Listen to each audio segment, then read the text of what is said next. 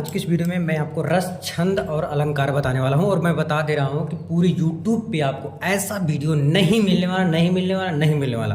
तो मेरे दोस्त, आज की इस वीडियो अगर आप देखते हो, चाहे 10th में हो, 9th में हो, 6th में हो, किसी भी क्लास में हो, मेरे दोस्त 6 नंबर कन्फर्म होने वाला है। और एक चीज़ मैं ये भी बता दूँ साथ में कि जो आपको रस, छंद, अलंकार का परिभाषा और उदाहरण बताऊंगा पूरे यूट्यूब में, पूरे यूट्यूब की बात कर रहा हूँ, पूरे यूट्यूब में कहीं नहीं मिलने वाला। इतना सरल, इतना आसान नहीं मिलेगा, नहीं मिलेगा। ठीक है, तो 6 नंबर आपका आज के इस वीडियो में कंफर्म कराने वाला हूँ। एक भी नंबर आपका नहीं कटेगा, क्योंकि यहाँ से 6 नंबर मेरे दोस्त, 2 नंबर रस से आता है, 2 नंबर छंद से आता है और 2 नंबर अलंकार से। तो कौन कौन सा रस बताने वाला हूँ, देखो, रस, छंद, अलंकार। करुण रस बताने वाला हूँ, हास्य रस बताने वाला हूँ, श्रृंगार रस, वीर रस। हाँ, करुण रस अच्छा अभी नहीं बता रहा हूँ, एक एक करके बताऊंगा ना। पहले देखता हूँ, पहले मैं अलंकार आपको सिखाऊंगा एकदम नीचे से, है ना। फिर अलंकार सिखाऊंगा, रस सिखाऊंगा, फिर छंद सिखाऊंगा। गारंटी ये पूरा समझ में आ जाएगा, लेकिन लास्ट तक देखेंगे तब आएगा। ठीक है, अब देखो, चौपाई, दोहा, सोरठा, ये छंद में आ गया, तो छंद भी क्लियर करा दूंगा। चौपाई, दोहा, सोरठा, यहाँ से आपका 2 नंबर आ जाएगा। ठीक है ना।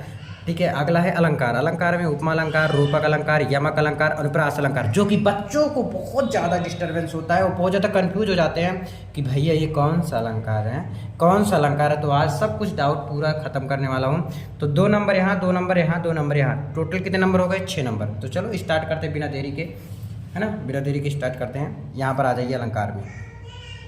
ठीक है, अलंकार में क्या है? सबसे पहला यम, रूपक अलंकार। देखो, उपमा, रूपक, यमक, अनुप्रास। तो चाहे जो सबसे पहले सीख लेते हैं। तो सबसे पहले उपमा अलंकार, जहाँ उपमेय, अच्छा उपमेय क्या होता है अभी से कम दूंगा लास्ट में। जहाँ उपमेय से उपमान की समानता व्यक्त किया जाए, वहाँ पर उपमा अलंकार होता है। क्या? उपमान की समानता व्यक्त किया जाता है। ध्यान सुन लो, उपमेय से उपमान की समानता जहाँ पर व्यक्त किया जाए, वहाँ पर उपमा अलंकार होता है। ठीक है, जैसे हरिपद कोमल कमल से, ये क्या है? इसका उदाहरण है, लिख लो उदाहरण। ठीक है, हरिपद कोमल कमल से, कोमल कमल से। अच्छा भैया एक ही एग्जाम्पल बताओगे? नहीं यार, अब इतना दूर से आया हूँ तो इतना एक ही बताऊंगा कि हो सकता है आपको एक कठिन लगता हो, मुझे आसान लगता है। चलो दूसरा देख लेते हैं। देखो, पहले उपमेय से उपमान, मतलब दोनों में क्या है? हरि पद कोमल कमल से। जो हरि का पद मतलब जो चरण है, वो किसके? कोमल के कमल से तुलना किया गया है। ठीक है, फिर जैसे पीपर पात सरिस मन डोला, सरिस मंडोला, पीपर पात सरिस मन डोला। चाहे तो आप ये कर सकते हो, या तो कोट, क्या? कोट कुलिस, कोट कुलिस सम वचन तुम्हारा, समय वचन तुम्हारा, वचन तुम्हारा। अब इनमें से आप कुछ भी पढ़ लीजिए। देखो, हरिपद कोमल कमल से, पीपर पात सरिस मंडोला, कोट कुलिस सम वचन तुम्हारा। मेरे दोस्त याद रखना, सिर्फ आपको एक ही लिखना है, दो नहीं लिखना है, सिर्फ और सिर्फ एक लिख के आना है। ध्यान सुन लो, सिर्फ एक लिख के लाना है। तो क्या लिखेंगे? उपमा से कैसे? उपमेय से उपमान की समानता व्यक्त किया जाए, वहाँ उपमा अलंकार होता है। एक यहाँ से आपको जो आसान लगता है वही याद कर लो। अगला है रूपक। रूपक से नाम से पता चल रहा है रूपक होगा, मतलब एकदम एकता जैसा होगा ना। जहाँ उपमेय में वहाँ उपमेय से था, यहाँ में है, दोनों में यही अंतर है। उपमान की एक रूपता, देखो रूपक एक रूपता, है ना, यहीं से निकल रहा है, एक रूपता बताई जाए। क्योंकि बहुत लोग कंफ्यूज हो जाते हैं भाई मेरे दोस्त लिखने में, यही चीज़ लिखने में कंफ्यूज होते हैं कि क्या है? उपमेय में उपमान की एक रूपता बताई जाए, वहाँ रूपक अलंकार होता है। वहाँ कौन सा अलंकार होता है? रूपक अलंकार है। जैसे चरण कमल बंदो हरि जाई, चरण कमल बंदो हरि, चरण कमल बंदो हरि राई। पहला तो ये हो गया आपका। दूसरा क्या होता है मेरे दोस्त? सीखते हैं, पहले इसको समझ लीजिए। पहले उपमेय में है, यहाँ पे उपमेय में उपमान की एक रूपता बताई जाए, वहाँ रूपक अलंकार होता है। ठीक है, क्या कौन सा अलंकार होता है? रूपक अलंकार होता है। ठीक है, समझ आया? तो जैसे चरण को कमल द्वारा वंदना किया गया है, किसके? हरि के। हरि के जो चरण है वो कमल द्वारा दर्शाया गया है ना, बताया गया है। पहला ये हो गया।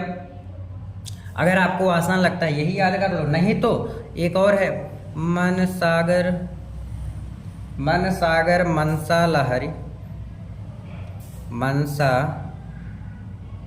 लहरी, बूढ़े बहे अनेक। चाहे तो आप ये याद कर लो, बहे अनेक, ठीक है। क्या है? मन सागर मनसा लहर बूढ़े बहे अनेक। चाहे तो आप ये याद कर सकते हैं, आपके ऊपर डिपेंड करता है कि आप कौन सा याद करेंगे, ठीक है। क्लियर। अगला है यमक। यमक अलंकार। देखो, जब एक ही शब्द, ध्यान सुनो, जब एक ही शब्द दो या दो से अधिक बार प्रयोग हुआ हो, मतलब कोई एक शब्द है वह एक बार तो आया हो, उससे भी ज़्यादा बार आ गया हो, लेकिन उसका जो अर्थ है वो अलग अलग होता है। जो देखिए, प्रत्येक बार जो उसका अर्थ है अलग हो तो वहाँ यमक अलंकार होता है। जो उसका अर्थ है वह क्या हो? अलग अलग हो, है ना। तो चलो लिखते हैं, जैसे कनक कनक, क्या? कनक कनकते 100 गुने, कनक कनकते 100 गुने मादकता अधिकाय, मादकता अधिकाय, या खाए बौराए जग, या खाए बौराए जग, वा पाए बौराए, वा पाए बौराए। ध्यान समझिएगा। देखिए, यमक अलंकार क्या होता है? जब कोई एक शब्द है वह बार बार प्रयोग हुआ हो, लेकिन उसका अर्थ जो है अलग अलग हो। ध्यान सुन लो, कोई अक्षर है वह बार बार प्रयोग हुआ हो, उसका अर्थ लेकिन अलग अलग होता है, वही यमक अलंकार होता है। समझ आया? यमक अलंकार। यमक अलंकार क्या होता है? कोई शब्द, कोई देखो एक ही शब्द दो या दो से अधिक बार आए, मतलब 2 बार आए ही, उससे भी ज़्यादा आ सकता है। अगर आए तो वह अक्षर भी, उसका अर्थ जो है अलग अलग। जैसे कनक कनक, कनक मतलब होता है एक धतूरा, एक कनक मतलब क्या होता है? सोना, ठीक है। कनक मतलब होता है धतूरा, एक कनक मतलब होता है सोना। तो कनक कनक ते 100 गुनी मादकतादिकाय, या खाए बौराए जग, वा पाए बौराए। मतलब इसको पाने से भी बौरा आ जाते हैं और खाने से भी बौरा आ जाता है ना। तो एक कनक मतलब होता है धतूरा और एक कनक मतलब होता है मेरे दोस्त सोना, ठीक है। आ गया अगला, अनुप्रास अलंकार को हम सीखते हैं। किसको? कौन से अलंकार को? अनुप्रास। जब एक ही वर्ण या अक्षर बार बार आए तो यहाँ अनुप्रास अलंकार। इसमें क्या करा है? जब कोई एक ही अक्षर बार बार आए, जैसे तरन तरन, तनुजा तट तमाल तरुवर बहुछाय, तनुजा तट तमाल तमाल तरुवर बहुछाय, बहुछाय।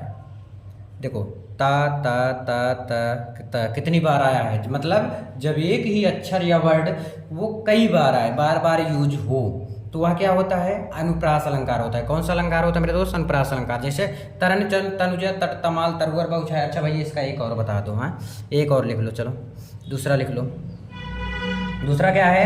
चारुचंद्र, चारुचंद्र की चंचल किरणें, की चंचल किरणें, चारुचंद्र की चंचल किरणें खेल रही हैं जलथल में, खेल रही हैं जलथल में। क्या खेल रही हैं? जलथल में। आई होप आपको अनुप्रास अलंकार भी समझ आ गया हो। देखो, चा चा चा कितनी बार यूज हुआ हो, बस याद रखना 2 बार से अगर ज़्यादा यूज हुआ है तो अनुप्रास अलंकार होता है। लेकिन उसका देखो, इसमें वर्ड या अक्षर है और उसमें पूरा शब्द ही था। जैसे कनक कनक, इन दोनों का मतलब ही से अलग हो जाता है। जैसे एक कनक मतलब होता है सोना, एक कनक मतलब होता है धतूरा। आई होप ये आपको समझ में जरूर आया होगा। तो चलो, अलंकार तो हो गया, अब हम देखते हैं रस। पीने वाला नहीं, दूसरा वाला। चलो चलो जी, रस। रस में कौन कौन सा रस बताऊंगा? करुण रस, हास्य रस, श्रृंगार रस, वीर रस। करुण रस क्या होता है पहले मैं बता दे रहा हूँ, सुन लो, फिर आपको बता दूंगा, आ भी जाएगा। देखो, करुण रस मतलब होता है शोक, दुख, यानी कोई भी चीज को देखकर दुख होना, है ना, दुखी लगना। ऐसे जैसे आपका कोई चला गया है आपको छोड़ के, है ना, तब भी दुख हो जाता है। जैसे आपको, आपकी जो गर्लफ्रेंड थी, बॉयफ्रेंड है, अगर छोड़ के चला जाएगा तो दुख होगा। या किसी का एक एक्सीडेंट हो जाएगा, उसका लिए दुख हो सकता है। या कुछ मतलब अनहोनी चीज़ हो जाए तो दुख जो होता है वही करुण रस होता है। समझ आया क्या? अब मन में लड्डू फूट रहा है तुम्हारे यहाँ, मन में लड्डू फूटा है। चलो, करुण रस क्या होता है? करुण रस का स्थायी भाव जो होता है वो होता है शोक, जो कि बहुत ज़्यादा इंपॉर्टेंट है। ये अगर लिख दोगे तो ये आपको आधा नंबर दे देगा, इसीलिए को देखो पेन भी धोखा दे देता है कहीं कहीं, है करुण रस में जो इसका अस्थाई भाव होता है वह मेरे दोस्त क्या होता है, शोक होता है। अगर ये चीज़ आप लिख दोगे तो आपको यहाँ से कितना, आधा नंबर मिल जाएगा। ठीक है, देखो करुण रस का स्थायी भाव शोक है। जब किसी व्यक्ति के मनचाही वस्तु का नष्ट हो जाना, मतलब ना मिलना, और ना मिलना उससे न उत्पन्न होने वाला दुख या शोक की उत्पत्ति करता है, तो वही क्या होता है, तो उसे करुण रस कहते हैं। करुण रस समझिए फिर से, करुण रस क्या होता है, जब करुण रस का स्थायी भाव शोक होता है जब किसी व्यक्ति की, कोई व्यक्ति है उसकी मनचाही वस्तु नष्ट हो जाती है, मतलब जो वो चाह रहा था वो नहीं मिलता है ना, जो वो चाह रहा था वो नहीं मिलता है, तो वही चीज़ क्या होता है, करुण रस का होता है। करुण रस क्या होता है, करुण रस होता है कि जो चीज़ आप चाह रहे थे, जो चीज़ आप पाना चाह रहे थे, वो चीज़ ना मिले आपको, है ठीक है, आपको वो चीज़ ना मिले या नष्ट हो जाए या कुछ अनहोनी हो जाए, वही करुण रस होता है। उम्मीद है आ गया होगा। चलो ये चीज़ जरूर लिख देना। फिर लिखिएगा उदाहरण, क्या लिखेंगे, उदाहरण। चलो भाई कोई आसान उदाहरण बता दो, चलो लिख लो, सबसे आसान लिखो, दुख ही क्या है, दुख ही जीवन की कथा रही, दुख ही जीवन की कथा रही, क्या कहूँ आज जो नहीं कही, आज जो नहीं कही। एक तो आपका ये हो गया। अच्छा भैया ये नहीं लिखने का मन कर रहा है, कोई बड़ा सा बता दो ना। चलो बड़ा सा भी देख लेते हैं हम। लिखो, मणि खोए भुजंग सी जननी, भुजंग सी जननी, फंसा पटक रही थी शीश। आप लिखिए ना जो आपको अच्छा लगता है, ऐसा नहीं है कि मेरा ही देख के लिखो, नहीं।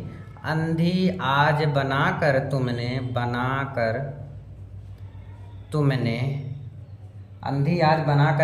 मुझे किया न्याय ए जगदीश।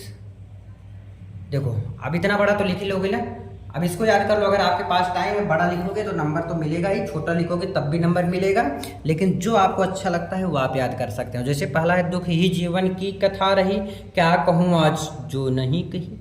दूसरा है, मणि खोए भुजंग सी जननी, फंसा पटक रही थी शीश, अंधी आज बना कर। तो अब देखो आप पढ़ रहे हो ना, आपको पढ़ने से ही दुख हो रहा होगा, पक्की बात है, हो रहा होगा ना, तो वही चीज़ है। चलो अच्छा भैया एक आंख और बता दो, चलो एक और लिख लो। क्या है, ए मेरे दोस्त लौट के आजा, दोस्त लौट के आजा, तेरे बिन जिंदगी अधूरी है, तेरे बिन जिंदगी अधूरी है, क्या, बिन जिंदगी अधूरी है। ए मेरे दोस्त लौट के आजा, तेरे बिन जिंदगी अधूरी है। ये मतलब एक दोस्त अपने दूसरे दोस्त से शोक में कह रहा है, मेरे दोस्त तू लौट के आजा, तेरे बिन जिंदगी अधूरी है, मतलब दोस्त के बिना नहीं चलता, मतलब समझ आया ना। अगला है हास्य रस। हास्य रस का अस्थाई भाव क्या होता है, हास होता है। क्या होता है मेरे दोस्त, हास होता है। हास्य रस का अस्थाई भाव क्या होता है, हास होता है। जब किसी व्यक्ति वस्तु की वेशभूषा, वाणी, चेष्टा, आकार को देखकर, देखिए हास्य रस को वैसे समझते हैं जैसे कोई जोक आपने कोई सुना दिया तो भी हंसने लग गए, या कोई जोकर है आपने या किसी मूवी में देख लिया डायलॉग पार्ट है तो उसको देख के हंसने लग गए, या कुछ ऐसा चीज़ जो आप देख के हंसने लग जाते हो, कुछ कोई भी चीज़ हो, क्या कोई भी चीज़ हो, अगर आप देख के उस चीज़ को हंसने लग जाते हो तो वही हास्य रस होता है। ठीक है, कुछ भी चीज़ है ना, कुछ भी चीज़ आप लिख सकते हो। तो हास्य रस का स्थायी भाव हास होता है जब किसी व्यक्ति वस्तु की वेशभूषा, वाणी, चेष्टा, आकार को देखकर मन में जो खुशी उत्पन्न होता है ना, जो खुशी उत्पन्न होता है, जैसे कोई आ गया तो भी आपके मन में खुशी होगा, तो वो भी समझ लो हास्य रस ही हुआ। कोई भी चीज़ ऐसा खुशी वाला आप सुन लिए हो तो वो भी हास्य रस हुआ, यानी कि जो भी चीज़ आप देख के खुश होते हो, मग्न होते हो, वो हास्य रस होता है। ये चीज़ जरूर लिख लेना, हास्य का हास, है ना। चलो भैया कोई अब उदाहरण बता दो, अभी तो समझ आ गया। हास रस समझ आया। हास रस का स्थायी भाव हास होता है, जब किसी व्यक्ति या वस्तु की वेशभूषा या कुछ भी देखकर उसका मन में जो खुशी उत्पन्न होगी वही हास रस होता है। चलो भैया कोई एग्जाम्पल बताओ, जैसे हाथी जैसा, हाथी जैसी, हाथी जैसी देह, गैंडे जैसी चाल, गैंडे जैसी चाल, तरबूजे सी खोपड़ी, तरबूजे से खोपड़ी, तरबूजे से खोपड़ी, खरबूजे से गाल। अब देखो ये पढ़ मैं लिख रहा था ना, शायद आपको हंसी जरूर लगी होगी, अगर नहीं हंसे यार हंस लो, थोड़ा सा हंस लो, हंस लो, हंस लो। ठीक है, देखो हास रस क्या होता है, देखो ये दोनों रस बहुत ज़्यादा इंपॉर्टेंट है, उसके बाद दोनों रस कम इंपॉर्टेंट, तो उसका एक एक ही बताऊंगा, तो इसका समझ लो। हाथी जैसी देह, गैंडे जैसी चाल, तरबूजे से खोपड़ी, खरबूजे से गाल। तो इसको आप सुन के हंसी उत्पन्न होगी, वही होगी ना, नहीं होगी तो हंस लो यार, थोड़ा सा मेरे कहने से हंस लो। ठीक है आगे देखो। अच्छा भैया कोई दूसरा बता दो, ये मज़ा नहीं आया। चलो बढ़िया सा और बड़ा एक तो और था यार, शीश पर गंगा हंसे भुजन भुजंगे हंसे, हाँसी को दंगा भयो नंगा के विवाह में, ये भी आप लिख सकते हो। नहीं तो ये लिख सकते हो, बिंदे के वासी उदासी तपोव्रत, बिंदे के वासी उदासी तपो, उदासी तपो, उदासी तपो, व्रतधारी महा, व्रतधारी महा बिंदु, नारी दुखारे, नारी दुखारे, गौतम तीय, गौतम तीय, तरी तुलसी, सोकथा, सोकथा, सुनिभे, सुनिभे, मुनिवृंद, मुनिवृंद सुखारे। इसको भी आप लिख सकते हो, एक बार फिर से पढ़ के सुना रहा हूँ। बिंदे के बासी उदासी तपोव्रत धारे माँ बिंदु नारी दुखारे, अरे गौतम तीतरी तुलसी सो कथा सुनिबे मनि वृंद सुखारे। आई होप आप इसके समझे होंगे। हास्य रस भी क्लियर हो गया। अब चलते हैं नेक्स्ट देखते हैं श्रृंगार रस और वीर रस। चलो देखते हैं। चलो मेरे पास पेज है तो मैं डायरेक्ट पेज को ही रख देता हूँ यहाँ पे। श्रृंगार रस बहुत इंपॉर्टेंट है, इंपॉर्टेंट नहीं है मतलब इतना इंपॉर्टेंट नहीं है जितना वो दोनों थे, ये है कि पढ़ लेना जरूरी है, अभी आपके पास टाइम है। श्रृंगार रस क्या होता है? श्रृंगार रस का पहले हम देखते हैं स्थायी भाव। स्थायी भाव बहुत ज़्यादा जरूरी होता है। इसका स्थायी होता है रति। रति मतलब प्रेम। देखो जब एक लड़का और एक लड़की का जो प्रेम होता है, एक औरत एक जिन्स का जो प्रेम होता है वही होता है श्रृंगार रस। अब नाम से पता चल रहा है श्रृंगार। श्रृंगार कौन करता है? लड़की करती। करवाता कौन है? लड़का करवाता है। लड़का लड़की का श्रृंगार करवाता है कि नहीं करवाता है? करवाता है ना। श्रृंगार मतलब जैसे कोई सामान दिलवाता हो, है ना, ऐसा कुछ करके, ज़्यादा एडवांस मत सोचो, ठीक है। अब एक दूसरे के प्रति जो प्रेम होता है, जैसे एक लड़का एक लड़की के प्रति जो प्रेम होता है, या एक लड़की एक लड़के के प्रति जो प्रेम होता है, वही श्रृंगार रस होता है। बस आगे श्रृंगार रस समझ में बहुत ईजी था, आसान था कि नहीं। श्रृंगार रस क्या होता है कि एक देखो यहाँ पर जब नायक नायिका के मन में एक दूसरे के, अब एक साइड नहीं, दोनों साइड, नायिका और नायिका यानी लड़का और लड़की दोनों साइड से अगर प्यार होता है, जब मिलता है, विभाव अनुभाव संचारी भाव के योग से जो अस्थाई भाव रति जागृत हो, तो उसे हम श्रृंगार रस कहते हैं। उसे हम क्या कहते हैं? श्रृंगार रस। जैसे कोई भैया उदाहरण बता दो, उदाहरण बता दो। उदाहरण के लिए पीछे पड़े रहते हो, लिख लो, लिखो। कौन हो तुम बसंत के दूत, बसंत के दूत, और विषम विषम पंतझड़ में अति सुकुमार, अति सुकुमार। आगे घन तिमिर में चंपला की रेख, घन तिमिर में चंपला की रेख, तपन में शीतल, तपन में शीतल मंद बयार, मंद बयार। ठीक है। देखो, कौन हो तुम बसंत के दूत, विषम पतझड़ में अति सुकुमार, घन तिमिर में चंपला की रेत, तपन में शीतल मंद बयार। ठीक है, ये आप पढ़ सकते हो, लिख सकते हो। ठीक है, नेक्स्ट चलो। वीर रस, वीर रस से नाम पता चल रहा है, मतलब कहीं मार और हो जाए, मतलब वीरता हो जाए, वही होता है वीर रस। ठीक है, और इसका एग्जाम्पल बहुत बड़ा है, चलो कोई बात नहीं, लिखता हूँ ना। वीर रस का स्थायी भाव क्या होता है? उत्साह। क्या होता है? उत्साह होता है। देखो, जब यही उत्साह नामक स्थायी भाव विभावन भाव संचारी भाव से पुष्ट हो जाता है तो हमारा क्या होता है? वीरस जागृत होता है। जैसे कोई भी वीरता का ले सकते एग्जाम्पल, जैसे मैं कहता हूँ, मैं कहता हूँ, क्या कहते हो? मैं कहता हूँ, मैं बढ़ता हूँ। मुझे लगता है कि आपको ये आता भी होगा। मैं नभ की चोटी चढ़ता हूँ।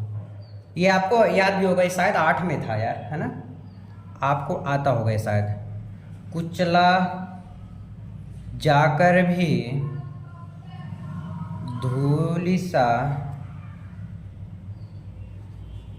आंधी सा उमड़ता हूँ, उमड़ता हूँ, आंधी सा उमड़ता हूँ। आगे, मेरा जीवन, मेरा जीवन ललकार बने, मेरा जीवन ललकार बने, असफलता ही असफलता ही असीधार बने। जो हमारा असफलता है वही क्या बने? असीधार बने। यानी जो मेरा सफल, जिसे हम सब क्या होता है, जिससे हम सब असफल होते हैं, जो हमें नहीं मिल पाता है और चाहते हैं तो हम उसी चीज़ से सीखते हैं। जैसे आपका दोस्त है, आप मार कर लिया, आपका दोस्त नहीं पहुंचा है, ध्यान सुनो, आपका दोस्त नहीं पहुंचा, तो हम उसी से सीख मिलता है कि मतलब जितना आपके अंदर ताकत है उतना ही लोग से लड़ना चाहिए, नहीं तो हाथ जोड़ के भाई नमस्कार, बाद में मिलूंगा, ऐसे बोल के चलाना चाहिए। वही है, मैं कहता हूँ, मैं बढ़ता हूँ, मैं नभ की चोटी चढ़ता हूँ, कुचला जाकर भी धूलि सा आंधी सा उमड़ता हूँ, मेरा जीवन ललकार बने, असफलता ही असीधार बने। आई होप आपको वीर रस भी समझ में आ गया होगा। तो रस भी काम खत्म। अब हम चलते हैं चौपाई, दोहा, सोरठा को सीखते हैं। तो चौपाई को मैं रखा हूँ तो नेक्स्ट पेज यहीं पे ला के रख देता हूँ। तो चौपाई सीख लेते हैं, फिर दोहा सीख लेंगे, फिर सोरठा। देखो, यह सममात्रिक छंद है। सममात्रिक मतलब होता है समान, यानी कि जो एक लाइन में होगा वही दूसरे लाइन में, वही तीसरे लाइन, वही चौथे लाइन, पांचवा लाइन, छठा लाइन, मतलब उसी प्रकार से होता रहेगा। ठीक है, इसमें 4 चरण होता है, कोई जरूरी नहीं 4 चरण हो, दूसरा 2 भी चरण हो सकता है, लेकिन लिख लेना। ठीक है, प्रत्येक चरण में 16-16 मात्राएं होते हैं। चलो, जय हनुमान ज्ञान गुण सागर, आप कुछ भी लिख सकते हैं, ज्ञान गुण सागर। मुझे उम्मीद है कि आपको हनुमान चालीसा तो आता होगा। फिर जय कपीस, यहाँ पर जय कपीस तिहु लोक उजागर, तिहु लोक उजागर। चलो, इसका मात्रा बता देता हूँ ना, इसका मात्रा कैसे लगाया जाता है ये आपको सिखा देता हूँ मैं। देखो, मात्रा लगाना कठिन कोई काम नहीं है, बस ध्यान से समझेंगे। देखो, जब भी अकेले रहेगा, ध्यान से सुन लो। देखो, जा अकेले है, जब अकेले रहेगा तो एक डंडी रहेगा। जब बड़ा ऊ की मात्रा रहेगा या बड़ी ई की मात्रा रहेगा, है ना, या बड़ा ई के, बड़े के, हाँ, और बड़ा आ का मात्रा रहेगा, ये डंडी खींची रहेगी, मतलब बगल में आ की मात्रा रहेगा, तब हम उसको, ये तो एक रहेगा ना, तो उसको हम एस की तरह बनाएंगे। कैसे? एस की तरह। इसको हम लेकिन गिनती कितना करेंगे? 2। भैया नहीं समझ आ रहा है, क्या बता रहे हो, फालतू चीज़ें, अभी समझाता हूँ। देखो, जा अकेले है तो इस पे एक डंडी, या अकेले है इस पे एक, इसको गिनेंगे कितना? 1 2। ठीक है, हा पे अकेले है, ना पे छोटा की मात्रा, तो छोटा पे 1 रहेगा, माँ पे देखो आ की मात्रा, तो इसको हम 2 कहेंगे। कितना? 2। तो इसको हम गिनेंगे 2, लेकिन बनाएंगे एस की तरह। ना अकेले है ऐसे, ग्या पे आ की मात्रा है, 2 की तरह बनाएंगे ना। गु गा पे छोटा ऊ की मात्रा, जब छोटा ऊ की मात्रा है, छोटी ई की मात्रा, तो उसको हम एक ही बोलेंगे, है ना। ठीक है, अभी समझ आ जाएगा। सा पे आ की मात्रा, गर, गिनो, 1 2 3 4 5 6 7 8 9 10 11 12 13 14 15 16, तो 16 मात्राएं हो गई। 16 मात्राएं होना चाहिए। यहाँ पर भी 16 मात्रा है। जय कपी, देखो पा पे बड़ी की मात्रा 2 की तरह बना दिया। स, ठीक है, ती हूँ पे छोटे की मात्रा तो कुछ नहीं। लो, ला पे ओ की मात्रा रहेगा, ओ की मात्रा, औ की मात्रा, तो 2 से गिनती करेंगे ना, यस की तरह बनाएंगे। का अकेले, उ जा, आ की मात्रा गर, गिनती करो 1 2 3 4 5 6 7 8 9 10 11 12 13 14 15 16 मात्राएं यहाँ से भी हो गए। 16 मात्राएं हो गई कि नहीं? जब 16 मात्राएं हैं तो मतलब यही है। ठीक है, चलो दोहा देख लेते हैं। यह अर्ध सममात्रिक छंद है। अर्ध सम मतलब क्या होता है? यानी आधा आधा बटा होता है ना। उसमें एक लाइन था, इसमें आधा आधा बटा रहेगा। इसमें 4 चरण होते हैं, पहले और तीसरे चरण में 13 मात्राएं। अच्छा भैया कोई एग्जाम्पल बताओ, तब मजा आएगा। ध्यान से सुन लो, मात्रा थोड़ा देना आपको आ गया होगा, थोड़ा बाकी होगा तो अभी आ जाएगा। ठीक है, दोहा को देखो जो कि बहुत आसान है। क्या है? बड़ा हुआ तो क्या हुआ, बड़ा हुआ तो क्या हुआ, जैसे पेड़ खजूर, जैसे पेड़ खजूर। उसके बाद गाना गाने नहीं आता मुझे, खजूर का फिर पंछी को छाया नहीं, छाया नहीं। ये आपको आता होगा, कबीर जी का शायद दोहा है ना, फल लागे अति दूर, फल लागे अति दूर। यानी कि कबीर जी कह रहे हैं कि बड़ा होने से कोई फायदा नहीं। जैसे कि आप लोग अगर लंबे हो गए कोई फायदा है क्या? नहीं। अगर आपके अंदर बुद्धि है और छोटे ही हैं तब भी फायदा है, क्योंकि आप कोई अफसर बन जाएगा, कोई अधिकारी बन जाएगा, इंजीनियर बन जाएगा, डॉक्टर बन जाएगा, जो घर वाले का सपना है यार वही बन जाओगे। तो क्या होता है? बहुत बड़ा नाम होता है कि मेरा बेटा ये बन गया। तो वही खजूर की तरह लंबे हो जाने से पेड़ एकदम ऊपर में फल लगा है, और ना तो उसको पंछी को छाया, ना किसी आदमी को छाया, बरसात हुई तब भी छाया नहीं, धूप लग रहा है तब भी कोई छाया नहीं, उस तरह रहना कोई बेकार काम है। तो वही चीज़ है दोहा का एग्जाम्पल। देखो इसमें कह रहा है पहला और तीसरा, मतलब ये पहला हो गया, ये दूसरा, ये तीसरा है। ठीक है, ये चौथा है। ठीक है, इसको ऐसे बोलते हैं। पहला और तीसरे में 13 मात्रा है। चलो मात्रा देकर सीखते हैं। बा पे अकेले, रड़ा पे 2, हु आ पे तो 2 रहेगा।